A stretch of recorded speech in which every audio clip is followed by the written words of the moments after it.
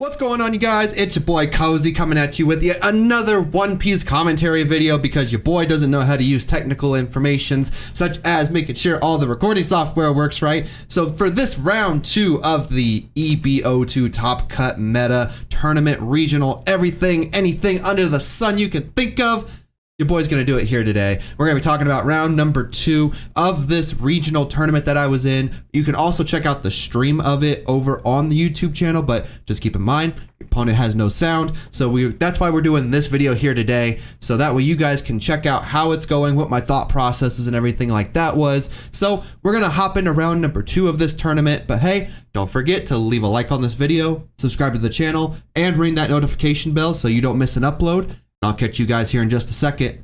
Peace and love, y'all.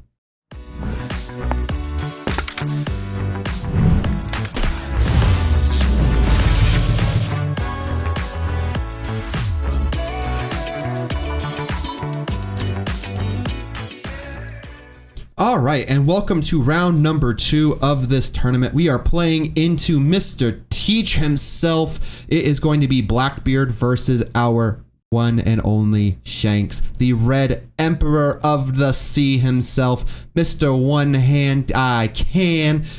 So essentially in this kind of matchup, what I am expecting to kind of go through is I need to rush him down or starve him out. Those are our two big options. He's going to be leader affecting pretty much after our 5 dawn turn, whether that's 5 or 6 dawn. So essentially after that point, we aren't expecting to see any of our on-play effects be active. So what we kind of want to aim for is how can we get to our end game, which is going to be like the dragons, the Shanks, and the Goldie Roger that we run a 1 of, because he's going to be spamming those teach blockers at the end of the game. So we want to make sure that we can play down our Roger if we see it to really shut down his potential in using those teach blockers. So looking at the dice roll, ideally we do want to take away that second curve from Teach. So we will see our 10 dawn Shanks and our 10 dawn cards faster than he can see the Teach. So debating whether we want to keep or take, he's going to choose to keep his opening hand. So now it's just a matter of us debating. We're going to send it back. It wasn't very strong into that Teach round now that I remember it. I think it was something like 3 bricks that were all late game cards and like 2 1Ks or a 1K and a 2K.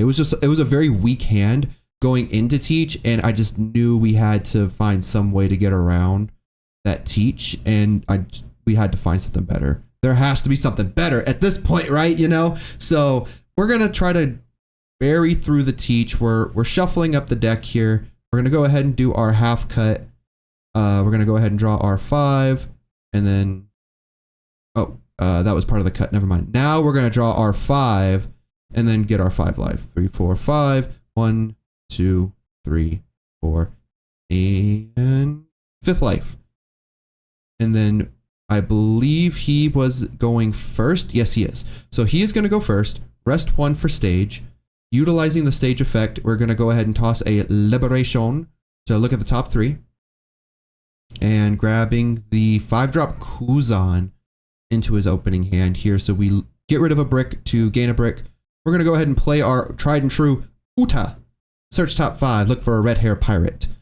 Now, ideally, probably what we want to see is maybe a Rue, but we're just going to grab a 2K out of that. I think with this one, if I remember right, that was like our only viable selection because everything else was a non-red hair pirate. But it was so nice, we're going to do it twice. We're going to play that second Uta. The sand was just absolutely gassed with searches in the opening sequence. So now we can kind of replace some of the cards that we were playing with the Uta, play with something that's going to be a little bit longer lasting. We're going to play the Yasop. So we're expecting Yasop to be removed in terms of its on-play effect with the leader effect from Marshall D. Teach. And then we're just going to pass the turn on back to him. On his 3 dawn curve, like ideally he wants to use stage first, see what he can find. Let's go ahead and get rid of a 2K stronger. Very interesting selection to pick. That means his hand must be really good. He's going to grab Senior Burguesa and just dump 8K to lead. That's a very easy thing to do. He didn't probably have anything. We're just going to go ahead and take the first hit. Add a card to our hand. No trigger, unfortunately, to really compromise or really do anything with, which, I mean, with him having an empty board, that makes the most sense. We're going to go to 4 Dawn. If he plays Kuzan the next turn, we can't use the Lucky Root to get rid of it, unfortunately. So that is just something to be mindful of. The Burgess also can't be removed because it can't be KO'd by effects. So we would have to just start with 5, see what happens. Probably not going to give us a card. He's just going to go ahead and take, which is cool. No trigger. We're going to swing 5 with another Uta. I think this we need to give up a 1k here if we were the Teach, because we don't want to lose too much life too quickly. But you never know what their thought process is going to be in this. And he's just going to give up the Augur for the 1k.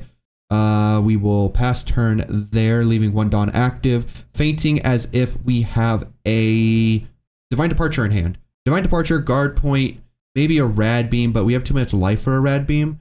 And with Shanks just getting that Divine Departure in the previous set, it makes the most sense that it's probably going to be a Divine Departure in hand. So he has to swing like a 9k if he wants to do anything. But we're just going to go ahead and swing 5 with Marshall D. Teach. And what is the thought here? I think we just go ahead and give up the Uta. So it was a Teach swing into Uta just to clear the board. He's going to use Fulaled's stage ability to get rid of the Jesus Burgess to grab a Dot Q, which he can use the Dot Q right now to get rid of the other Uta to prevent another swing from coming out. So kind of what is the thought? He's just going to drop a Kuzan, and I believe he's just going to pass there, which would make the most sense. And he does. Leader effect has not been used in this case, so now we do have 6 Dawn to play with. So there's 2 avenues we can go depending on what's in our hand. We're going to rest 5, so it's either Yasop or Luffy. Luffy gets us 2 swings. We're going to play Yasop instead. We're going to give plus 1k to our leader here. And then we are going to swing 6 to lead. That's going to require a 2k or take a life. He is going to elect to take the life. That is perfectly fine with me.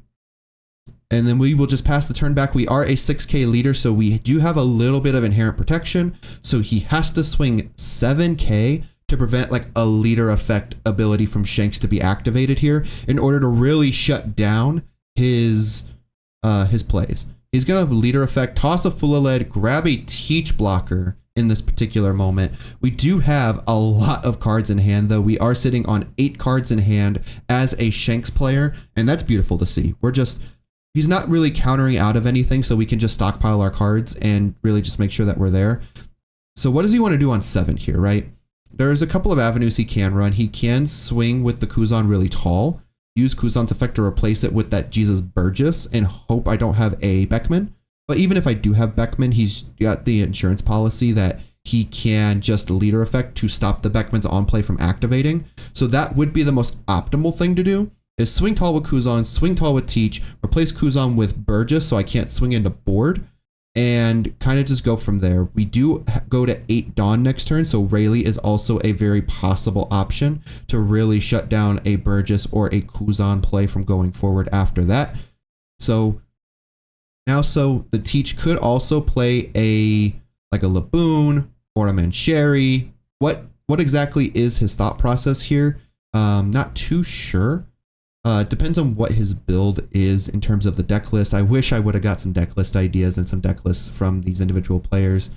He's just going to go ahead and start with a 6k swing to our leader. We're just going to instantly use leader ability, turn that off really quick. Swing another 6k to leader. And now we can kind of just grab our massive hand here, right? And see what we can cook up with. We can give him a 1k. We can gladly just take it. And we're just going to take it. No trigger effect on the Kuzan. Using that Kuzan effect to send him to trash, draw 1, replace it with a 5 cost or less Blackbeard Pirate, which he will select the Jesus Burgess in this case, making him a 6k body. Accidentally grabs his life there for a second, but puts it right back. So kudos to that. And then pays 5 for another Kuzan to play. And then debating if he wants to use leader effect, which he will by tossing a Dot Q to make sure that we do not get rid of his Burgess. But he has an insurance policy too, even if he didn't use leader effect, just to play Kuzan and get it back anyway. So now we go to 8 Dawn. The thing is, what exactly do we want to do here? We will draw our card for turn.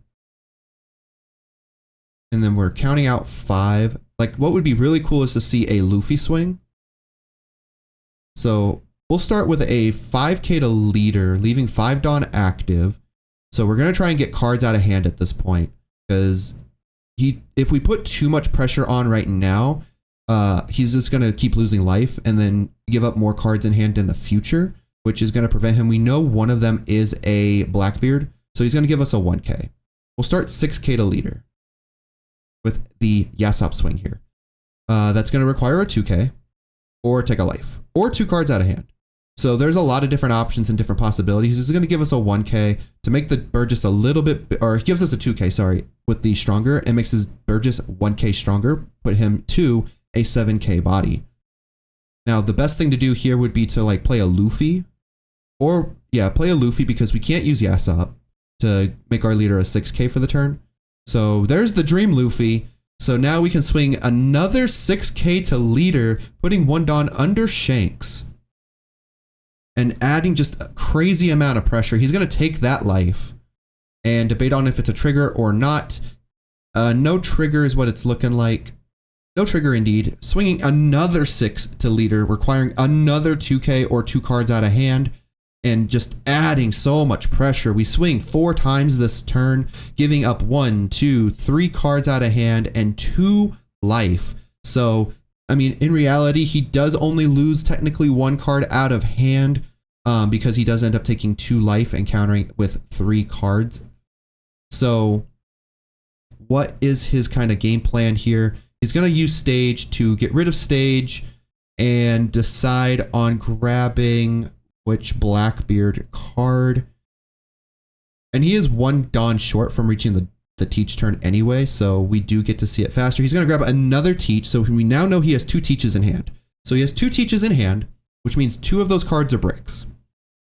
If we have another rush character, I think we just win the game here.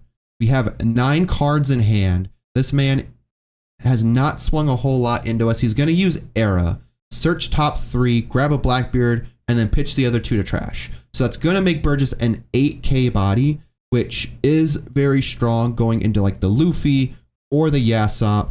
I think their best bet is to swing into the Uda with one of their 5k characters for just a free swing. Swing Burgess into one of the Luffy's or the Yasop. I would prefer the Luffy in this case if I was the Blackbeard player, because that is going to shut down the Dawn moving process that we have on our when attacking effect.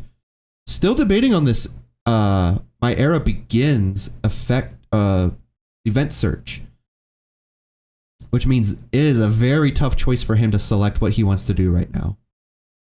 He's going to grab a Burgess, getting rid of an Augur and a stage, which makes sense. Burgess goes to 8k, adding a 1k counter to hand. I think the better option would have been to grab the Augur and then leave the teach in trash, swing with Kuzan, use Kuzan effect, play that Burgess out of trash to net additional cards out of hand, right? I think that would have been a better play. That would have been so much better for them to see. They're going to swing 5 into Uda with teach. He can gladly have the Uda at that point. Like, the Uda did their job. It 1, searched for a card.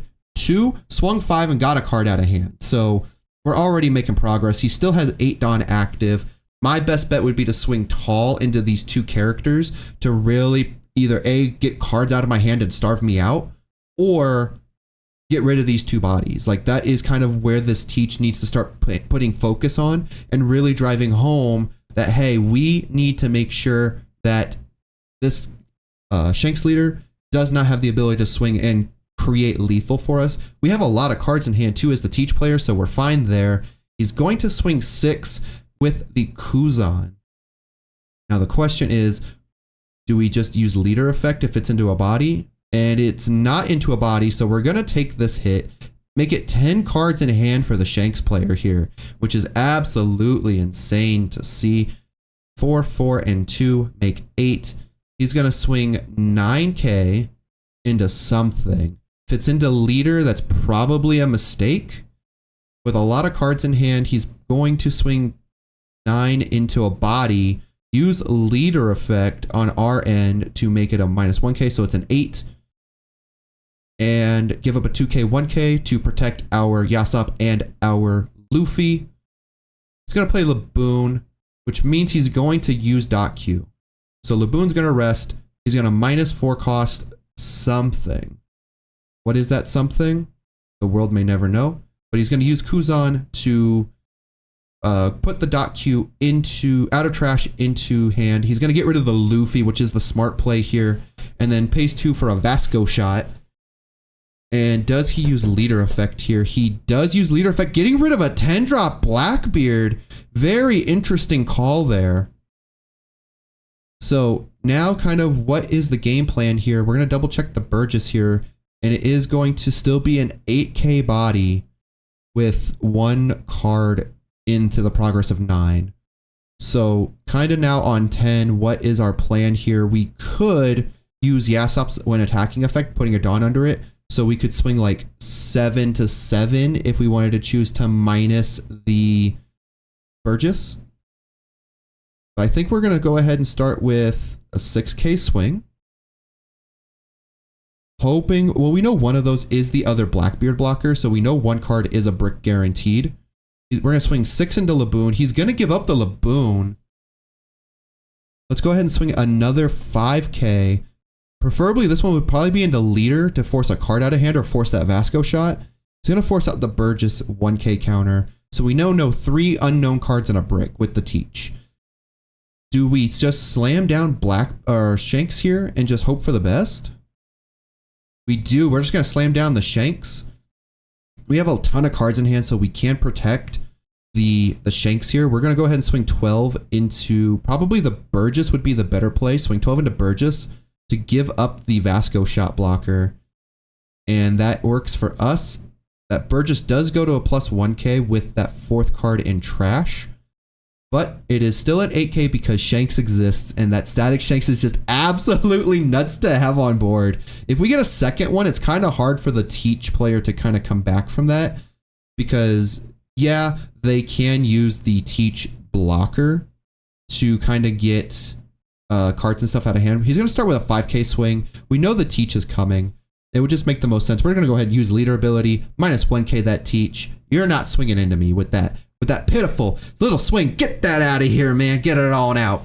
You know, that type of stuff. I mean, he could full lead toss something to find something, but I don't think that would be the best play right now. Only because he may have some counter in hand and he may need to use that counter to save like a Teach blocker. If I choose to swing with Shanks, use that Teach blocker to block and give up like a 2k or something like that, because it's going to be an 11k body because of Shanks being a 12k and the -1k.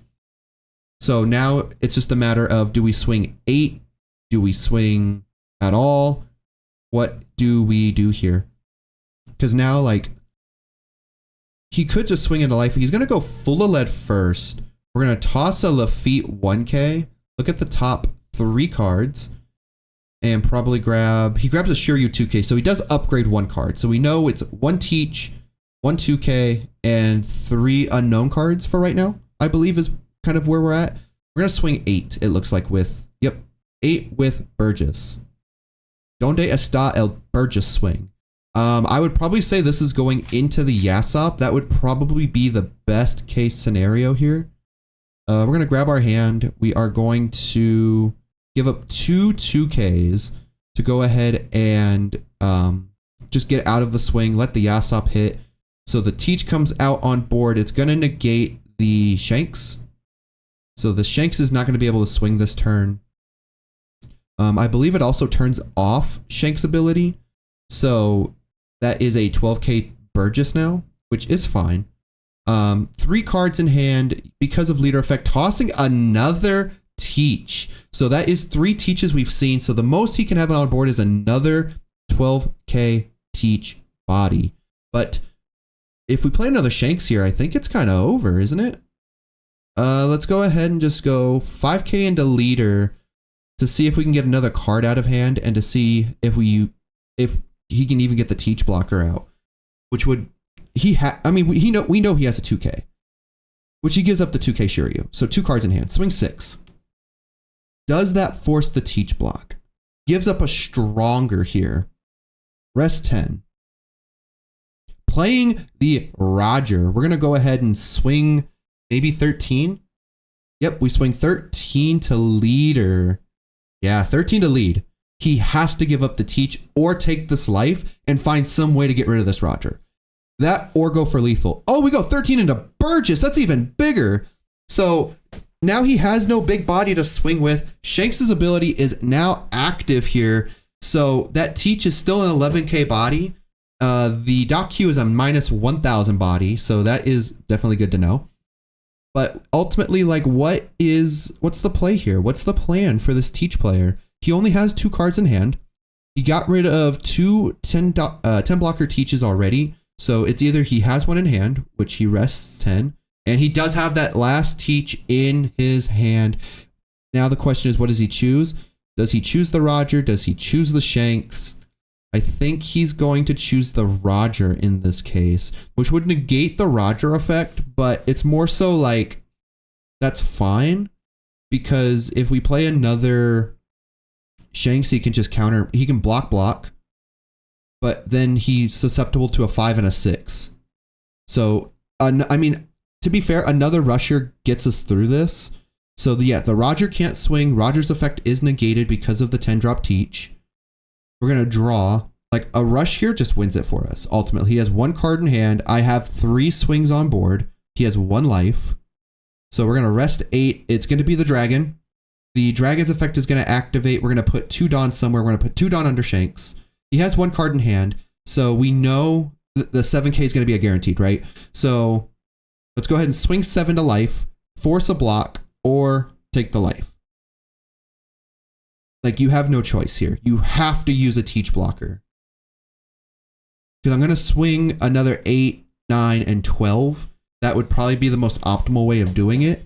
So we're going to go ahead and block with a teach. Swing 7 with Yasop, which is another guaranteed hit because he only has a 2k in hand at most because he has 1 card in hand, which is going to force another teach block or that 2k that he has in hand if he's got it. But he's going to elect to take the life. Don't forget, we still have a 10-12 swing coming. 10 with dragon. He's going to finger pistol the Yasop for, I guess, just because. Swing 10 or swing 9.